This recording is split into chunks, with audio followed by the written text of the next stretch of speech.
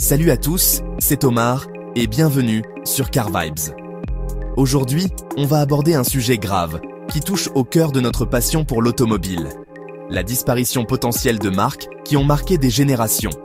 Imaginez un monde sans le rugissement d'une Jaguar, sans l'élégance d'une Alfa Romeo, sans l'ingéniosité d'une Nissan. Ce n'est pas de la science-fiction. L'industrie automobile traverse une tempête sans précédent. La transition vers l'électrique, la montée en puissance des constructeurs chinois et des décisions stratégiques risquées créent un cocktail explosif. Certaines marques luttent pour leur survie et le temps leur est compté. J'ai décidé de lancer un compte à rebours. Nous analysons 6 constructeurs emblématiques en grand danger. Pour chacun, chiffres de vente, stratégie d'électrification, impact de la concurrence chinoise, décisions stratégiques. On commence ce compte à rebours avec un nom qui va peut-être vous surprendre. Nissan, un géant, un pionnier de l'électrique. La Leaf version la plus récente. Un pilier de l'alliance avec Renault. Depuis plusieurs années, les ventes mondiales de Nissan s'érodent de manière inquiétante. La marque semble avoir perdu de sa superbe, prise en étau entre des concurrents coréens de plus en plus agressifs et des modèles qui peinent à se renouveler. Le Qashqai reste un best-seller, mais l'arbre ne doit pas cacher la forêt. Le paradoxe, Nissan a été l'un des premiers à croire en l'électrique, mais aujourd'hui, il semble dépassé.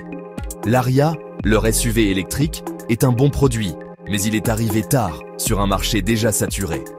Avec un prix qui le met en concurrence frontale avec des acteurs redoutables comme Tesla. Pendant ce temps, les constructeurs chinois, avec leur force de frappe industrielle, déferlent sur le marché. La survie de la marque dépendra de sa capacité à innover rapidement. On enchaîne avec un symbole du luxe et de l'élégance à l'anglaise, Jaguar. Une marque qui fait rêver, avec un héritage sportif incroyable. Mais le rêve ne suffit plus pour payer les factures. Jaguar est en pleine crise d'identité et ses ventes sont devenues confidentielles.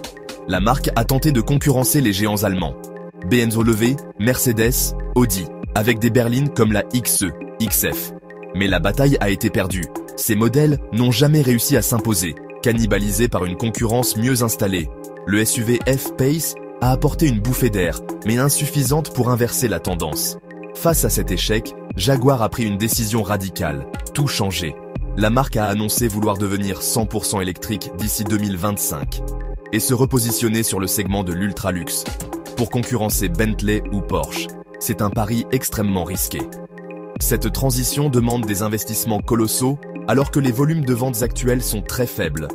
Le E-Pace, leur premier modèle électrique, était en avance sur son temps mais n'a pas rencontré le succès escompté. La question est de savoir si la clientèle suivra ce repositionnement et si Jaguar aura les reins assez solides. Le félin est blessé et son avenir est suspendu à ce saut dans l'inconnu. Notre troisième marque en danger est Mitsubishi. Pour beaucoup, ce nom évoque les exploits de la Lancer Evolution, un symbole de performance et de technologie. Mais cette époque semble bien lointaine. Aujourd'hui, la gamme Mitsubishi en Europe est réduite à sa plus simple expression et semble vieillissante. La marque profite des plateformes de ses partenaires, comme avec le nouvel ASX, qui est un clone du Renault Captur. Sans modèle fort, Mitsubishi risque de devenir une marque fantôme, avant de peut-être, tout simplement, disparaître. On continue avec une icône britannique, Mini. Relancée avec brio par BMW, la marque a connu un succès fulgurant. Mais aujourd'hui, le charme semble s'estomper. Les ventes sont en déclin constant. Le principal reproche, avoir trahi son concept originel. Les Mini sont devenues de plus en plus grosses, de plus en plus chères. La multiplication des variantes a brouillé l'image et mis Mini en concurrence avec des marques généralistes mieux positionnées. La transition électrique se fait avec Great Wall en Chine. C'est pragmatique pour réduire les coûts, mais cela pose la question de l'identité. Mini peut-elle conserver son British Touch avec une production délocalisée? Alors que BMW concentre ses efforts sur sa propre électrification, Mini pourrait devenir une variable d'ajustement. La marque doit urgemment retrouver son âme, ce qui la rend unique, pour ne pas finir comme une simple ligne de produits dans le portefeuille de BMW, avant d'être jugée non rentable. On traverse l'Atlantique pour notre 5e constructeur, Chrysler, un nom historique, un des Big Three de Detroit. Pourtant, aujourd'hui, que reste-t-il de Chrysler? En dehors de l'Amérique du Nord, la marque est quasiment inexistante. Et même sur son marché domestique, sa gamme est famélique. Le monospace Pacifica, la vieillissante berline 300C dont la production vient de s'arrêter. Intégrée au sein du géant Stellantis, Chrysler est dans une position très précaire. Carlos Tavares est connu pour sa rigueur financière. Pour l'instant, Chrysler a obtenu un sursis, la promesse d'un futur crossover électrique. Le concept, Alcyon. Chrysler fait figure de maillon faible. L'avenir dépend des choix de Stellantis qui pourrait sacrifier ce nom historique. On termine ce compte à rebours avec la marque qui déchaîne les passions, Alfa Romeo. Une histoire prestigieuse, un design à couper le souffle, un coureur sportivo qui fait battre le cœur des alfistes. Mais la passion ne fait pas les chiffres de vente. La Giulia, le Stelvio. Les volumes restent désespérément bas. La marque a manqué de constance. Plan de relance annoncé, puis abandonné. Le nouveau SUV tonal, disponible en hybride, est arrivé pour donner un bol d'air indispensable. Comme Chrysler, l'avenir d'Alfa Romeo est entre les mains de Stellantis.